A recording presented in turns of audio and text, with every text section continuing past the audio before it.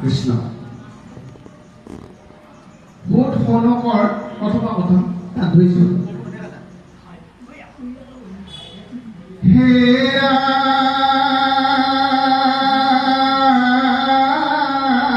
ৰাম ৰাম ৰিকিহন কৰ প্ৰশ্ন মনোহৰ শুনি সুধে কৈবে লৈলা অ শুনামনি জনা কমন অ দাতা পেছ পাছে যেন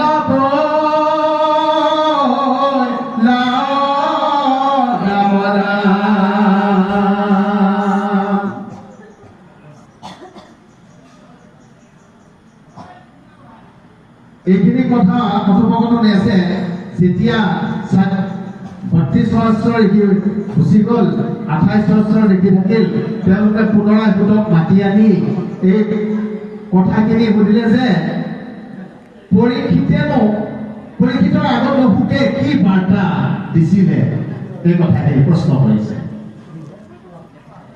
শুকদেৱ তাৰ শুনি ৰাজা পৰীক্ষিত অকৃষ্ণৰ চৰণে কান্তা যতনে অনিষ্কামে ধৰি আছি ৰাম ৰাম। আহিছেনে চিত্ৰ? আহিব। চিত্ৰটো সকলোৰে হৃদয়ত অৰ্পণ কৰিব লাগিব। বেদৰ উৎপাদত থাকিব নোৱাৰা ঋষি সমস্ত অভিভক্ত হৈ তেওঁ মৃত্যুবৰণ কৰিছে। আৰু তেওঁৰ পৰা কি পালে? পিঠু উৎপন্ন। পিঠুই কি কৈছিলে? কোনেও কাকো জবৰদস্তি নকৰিবি, সমাজ পাতি পেলাই সকলোকে মাতি, যিমান প্ৰজাগণ আছে সমস্ত প্ৰজাকে মাতি কৈছিলে কোনেও কাকো বেদৰ দৰে উৎপাত নকৰিবি, মোকেই মান, তাকেই মান, তেওঁকেই মান। কি কৈছিলে?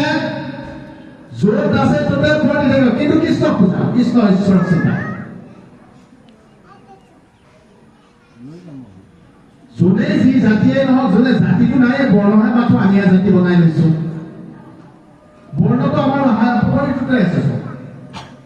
আপুনি যদি বিচাৰিছে এনেকে বৰ্ণ কতো নাই, বৰ্ণ বেলেগ বৰ্ণ বেলেগ, বৰ্ণ এটাই, চাৰিটাই বৰ্ণ, সকলোৰে